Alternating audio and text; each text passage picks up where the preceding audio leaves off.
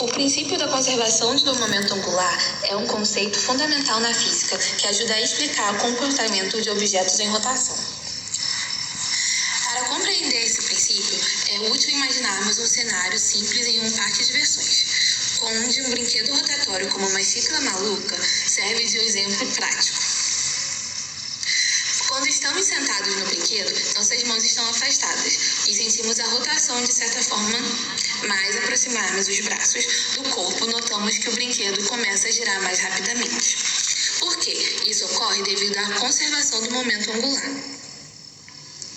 Um princípio que estabelece que a quantidade de rotação de um sistema isolado permanece constante, desde que não haja forças externas atuando sobre ele.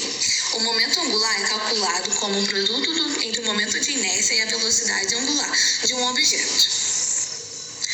O momento de inércia relaciona-se com a distribuição de massa em torno do eixo de rotação.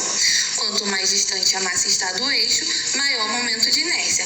Ao aproximarmos seus braços do corpo, você está diminuindo o momento de inércia, uma vez que a massa dos braços está mais próxima ao do eixo. Para que o momento angular total do sistema se mantenha igual, já que não haja forças externas significativas atuando, a velocidade angular deve aumentar, fazendo o brinquedo girar mais rapidamente. Este é um exemplo claro de como o princípio de conservação do momento angular governa o comportamento de objetos em rotação. Ele não se aplica apenas a brinquedos rotativos, mas também a vários outros sistemas, desde planetas girando em torno de estrelas até patinadores no gelo realizando giros complexos. Entender esse princípio nos ajuda a compreender e prever a mudança na distribuição de massa, podendo afetar a rotação em sistemas fechados. Quando vocês estão girando com os braços abertos, a rotação é mais lenta porque a massa de vocês está distribuída mais longe do centro de giro. Quando trazem os braços para perto, a distribuição de massa fica menor e a única forma de manter o momento angular é aumentar a velocidade de rotação. Traduzindo, vocês giram mais rápido porque estão compactando a rotação. Esse princípio não é só útil para brincadeiras na sala. Ele está presente em várias coisas incríveis. Quando um planeta está mais perto do Sol, ele se move mais rápido porque a gravidade puxa ele para perto e a rotação precisa compensar. Já repararam como eles giram super rápido no gelo? E é a conservação do momento angular em ação. Até nas galáxias gigantes giram seguindo esse princípio. E a gente aqui na planeta Terra aproveitando essa dança cósmica. O momento angular é tipo um contrato universal. O que começa a girar não vai parar de girar ou mudar de forma sozinho. É como se o universo dissesse: se você quer mexer comigo, vai ter que compensar isso de algum jeito. Bom, estamos falando de momento angular.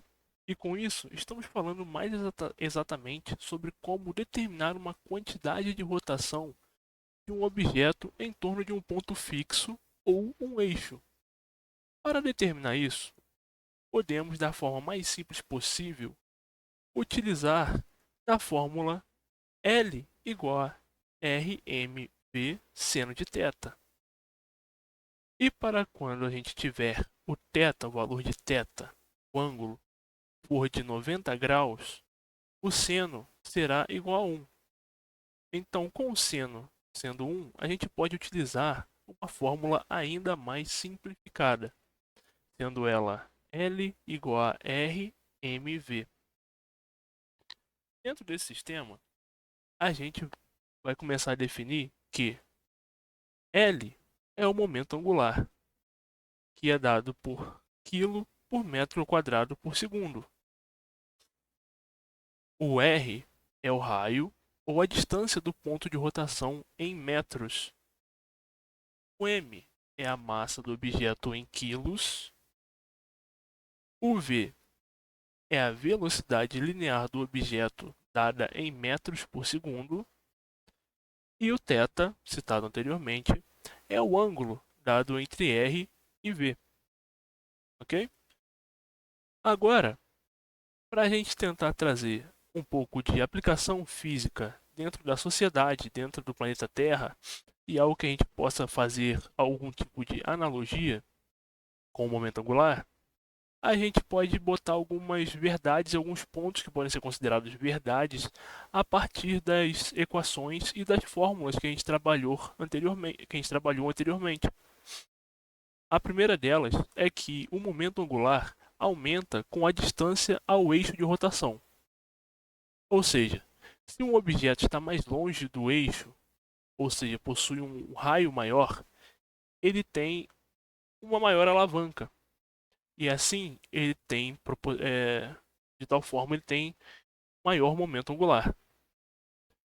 Para ser um exemplo mais tangível, mais palpável, a gente pode trazer para o esporte com patins. Se um patinador gira de braços abertos e logo em seguida ele recolhe os braços, ele reduz o raio dele. Sendo assim, para compensar o momento angular e manter a conservação do momento angular, a velocidade aumenta. Ou seja, com os braços abertos, ele tem um raio maior. Logo em seguida, ele recolhe, reduzindo o raio e com isso aumentando a velocidade para manter a conservação do momento angular, manter ele constante. A segunda coisa que a gente pode apontar é que quanto maior a massa do objeto, maior seu momento angular.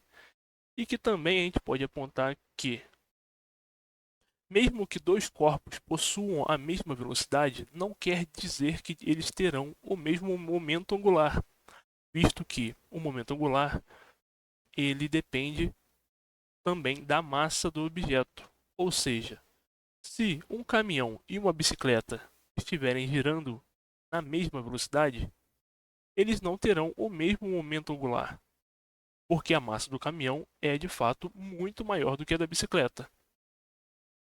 O terceiro e último ponto importante de salientar é que, quanto maior a velocidade linear, maior o momento angular.